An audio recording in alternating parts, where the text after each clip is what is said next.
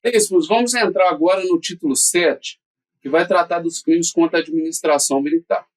O primeiro capítulo, ele trata sobre o desacato e a desobediência.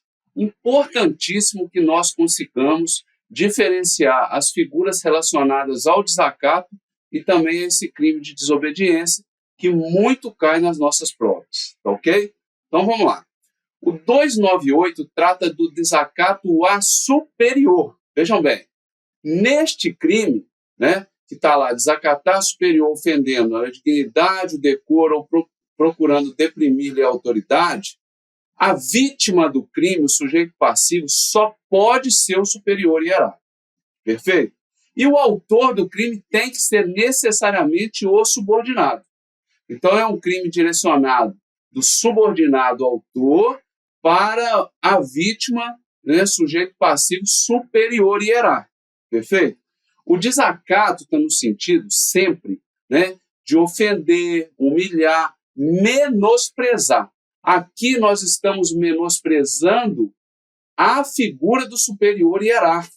E a lei procura, né, quando criminaliza esse fato, proteger o prestígio da autoridade, o prestígio da superioridade hierárquica, que é, na verdade, o valor que essa função pública goza em termos de ter que ter o respeito das pessoas.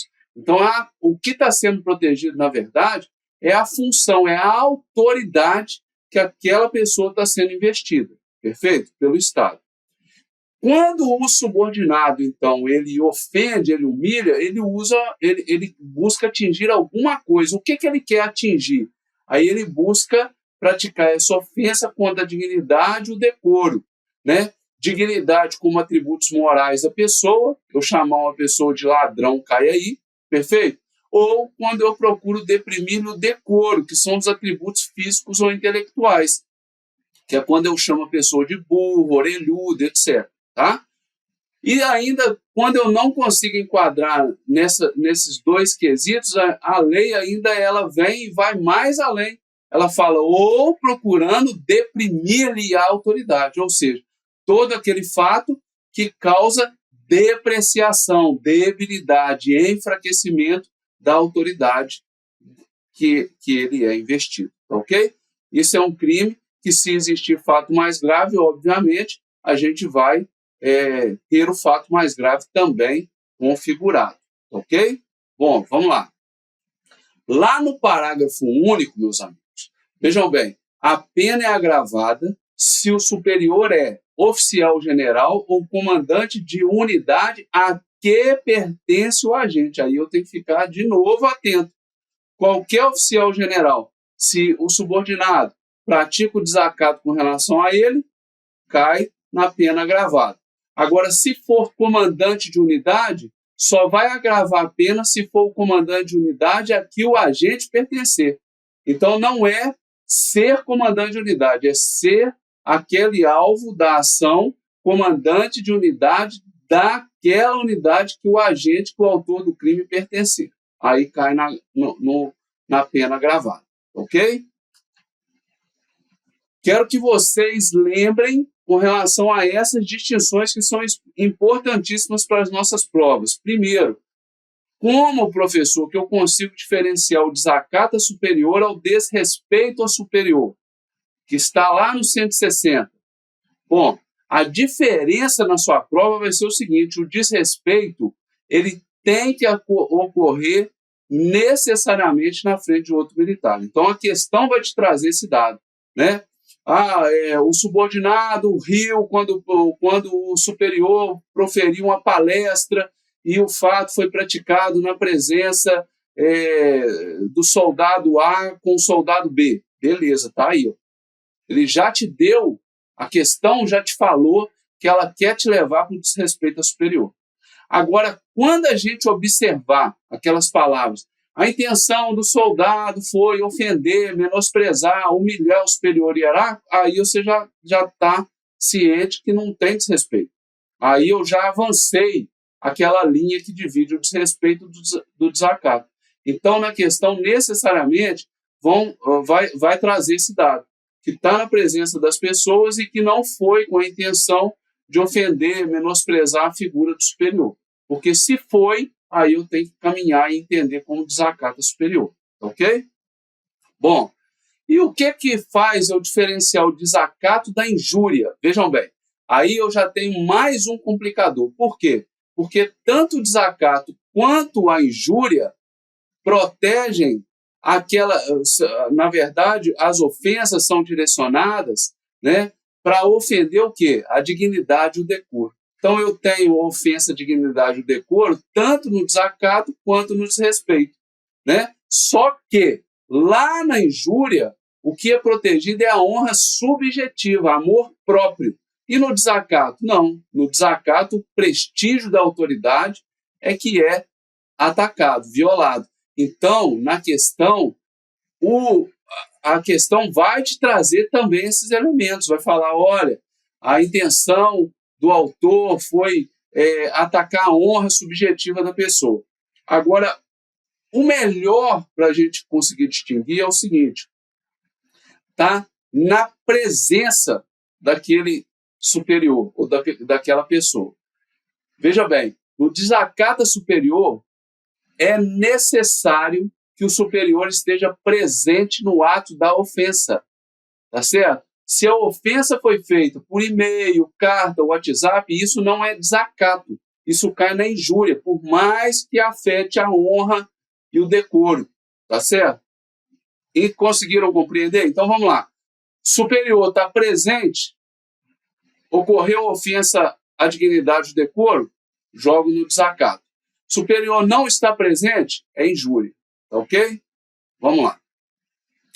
E como que eu distingo o desacato superior da recusa de obediência ou insubordinação, lá do 163? Aí está mais simples do que tudo. Por quê? Porque na recusa à obediência não tem ofensa à função, tá certo? Não tem ofensa à autoridade. Na verdade, lá na insubordinação e recusa, tem o quê? Tem a recusa do cumprimento de ordem. Então, eu vou ter uma recusa de cumprir uma ordem. Tem que ter uma ordem, claro. Então, isso não tem no desacato superior. Ok? Vamos prosseguir. Bom, eu falei com vocês que neste capítulo eu tinha outras formas de desacato. E aqui está, 299, olha só, agora não é desacato superior, é o desacato a militar. E militar no sentido genérico da palavra. Isso quer dizer que autor e vítima, perfeito, não precisam ter a questão da subordinação. Isso quer dizer que um superior hierárquico pode cometer um crime de desacato ao seu subordinado. Perfeito? Se o subordinado cometer a ofensa, a humilhação para com o seu superior, ele cai no 298. Aí é desacato superior. Mas se for do superior para o subordinado, cai no 299, desacata militar, tá? E está no sentido do desacato realmente, que vem o quê? O desacato é sempre essa questão de menosprezar, humilhar, tirar o prestígio, diminuir o prestígio da função, tá certo? Aqui, ó, tá, desacatar militar no exercício da função, ou seja, quando ele está exercendo o seu ato de ofício efetivamente, mas se não for no exercício da função, também pode ser em razão dela, ou seja, o militar já não está mais de serviço, mas aquelas ofensas, aquela humilhação, aquele menosprezo foi em decorrência da função que ele exerce. Perfeito? Cai no mesmo crime. Então eu só quero que vocês compreendam que no desacato, o que é protegido? A administração militar. Perfeito? Não é a figura, a pessoa, mas a administração militar. Aquela pessoa, na verdade, ela está investida, mas o que está sendo achincalhado, menosprezado, humilhado é a função, é a administração. Perfeito? E eu quero que vocês consigam destacar que no desacato militar, o superior pode ser o autor do crime. Vamos lá. Ainda assim, o legislador trouxe a possibilidade de ter outro tipo de desacato, que é o desacato a servidor público. Veja bem, é desacatar servidor público também no exercício da função, ele está no ato seu de ofício, ou em razão dela, já não tá exercendo o ofício, mas as ofensas estão ligadas à função que ele exerce, tá certo? Aqui, meus amigos, o desacato não é a militar, é ao servidor público, servidor civil, perfeito? Só que o legislador fala que se esse desacato, para ser crime militar, ele tem que ocorrer em lugar sujeito à administração militar. Se acontecer fora do quartel, por exemplo, vai ser um desacato crime comum, lá do Código Penal comum. Para ser Código Penal militar, o fato tem que ocorrer em lugar sujeito à administração militar. Ok? Então, eu tenho lá um servidor público civil e o militar, ele não gostou da atitude dele, ele acaba menosprezando, humilhando aquele servidor civil no exercício funcional dentro do quartel. Aí cai no artigo 300. Perfeito até aqui? Do mesmo jeito, né? A ofensa tem que estar ligada à função do servidor, né? E vamos nessa. Aí eu fiz um quadrinho, né, para que vocês consigam diferenciar esses desacatos. O desacato superior, o desacato militar e o desacato funcionário, né? O que é importante ali? É que no desacato superior, o superior é vítima e tem a sua dignidade e decoro afetados. Tá certo? No desacato militar, é um militar no sentido genérico. Inclusive, o subordinado pode ser desacatado, pode ter sua dignidade, decoro, autoridade atacada por um superior. Tá ok? E no desacato funcionário, é o funcionário civil que é vítima, que tem a sua dignidade, decoro, autoridade também atacado. Só que o fato tem que ocorrer em lugar sujeito à administração militar para ser crime militar. Quem que é o autor do desacato superior? O militar da ativa subordinado. E o desacato militar? Qualquer pessoa. E o desacato funcionário? Qualquer pessoa. Tá certo? Vamos lá. Agora, meus amigos, para diferenciar geral, eu tenho a questão do crime de desobediência. E a desobediência está no sentido de quê? De não atender uma ordem legal. Uma ordem legal, uma ordem prevista em lei. Eu tenho que cumprir necessariamente, porque a lei está prevendo assim. O funcionário está transmitindo aquilo ali. E o que é ordem? Ordem é algo imperativo, eu não estou pedindo, eu estou mandando fazer. Então eu tenho que conseguir diferenciar. A ordem não comporta dubiedade, né? Tem que ser clara, tem que ser direcionada, né? Aquela outra pessoa tem que ter o compromisso, a obrigação de cumprir. Quem dá a ordem tem que ser a autoridade competente, né? Então, é desobedecer a ordem legal no sentido genérico de autoridade militar. Veja bem, está falando de qualquer militar, autoridade militar. Então, se um subordinado estiver dando uma ordem legal para um superior, que naquele caso está agindo como se particular fosse, ele tem que cumprir, porque a ordem é direcionada a todos. Perfeito? Vejam bem, se essa desobediência, aquela pessoa que vai cometer a desobediência, eu dei a ordem legal e ela não vai cumprir. Se ela não cumprir, acompanhando a sua narrativa de não cumprimento, de violência física, isso não é desobediência, tá? Desobediência é uma resistência passiva. O cidadão não partiu para cima do militar. Se ele partir para cima do militar, é 177, é crime de resistência, tá? Vamos lá. Na insubordinação, recusa de obediência, lá do 163, o que acontece? A ordem do superior que o subordinado se recusa a cumprir é sobre assunto ou matéria de serviço, é específica, relativamente a dever imposto em lei, regulamento ou instrução. Pode armar com um fuzil tal, né? Entra para a sala para participar da instrução, perfeito? Pega a viatura tal e sai para o serviço. Isso é ordem relacionada ao serviço. Se o militar se recusar, aí é o quê? 163. Não é desobediência. E na desobediência? Desobediência é a ordem administrativa de conteúdo genérico. Por exemplo, uma ordem relacionada ao trânsito.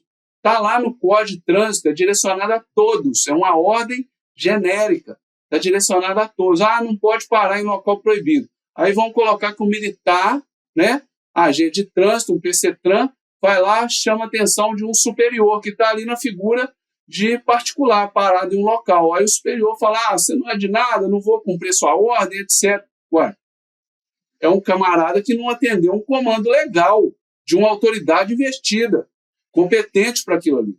Perfeito? Então, aquele superior estaria cometendo crime de desobediência e crime militar. Ok? Vamos lá. E eu tenho agora, para finalizar esse capítulo, o ingresso clandestino, 302, que é o quê? É ingressar em um local que é defeso, que é proibido. É um local que está sob administração militar, né? E que é proibido a entrada. Não tem passagem regular para ali, ou é proibido, tem muro. E aí, como que a pessoa pode incorrer nesse ingresso clandestino? Quando ele ingressa clandestinamente, ou seja, ele ilude a vigilância, né? Pode até colocar uma roupa que vai demonstrar, por exemplo, que ele é carteiro, que ele é do correio e engana a vigilância, né? Ou ele pode entrar num local por vias alternativas, pulando muro e etc. Ok?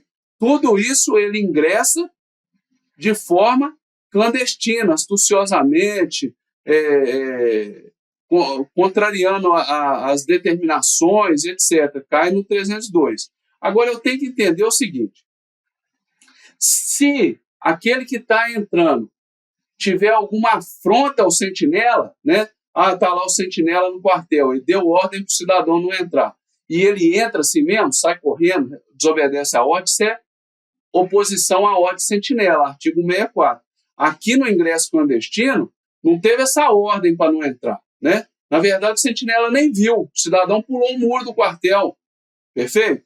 Ou o cidadão, ele entra com um uniforme de carteiro, fala que é carteiro, entra, mas não é carteiro nada. Cai tudo no ingresso clandestino, perfeito? Agora, o que eu quero que vocês consigam observar? O ingresso clandestino, ele vale muito lá na Justiça Militar da União. Por quê? Porque o civil não comete crime militar na esfera estadual. Então, se um civil pula o muro de um quartel do batalhão e vai lá nadar na piscina, isso não é crime, gente. Por quê? Porque o civil não pode ser julgado na Justiça Militar. Perfeito? E lá no Código Penal comum não tem crime de ingressar em quartel. Tá? Tem violação de domicílio, mas o quartel não é o domicílio. Perfeito? Agora, na Justiça Comum, esse mesmo civil que pula o muro lá do quartel do Exército para nadar na piscina, ele comete o crime de ingresso clandestino e vai responder sob as penas previstas no artigo 302.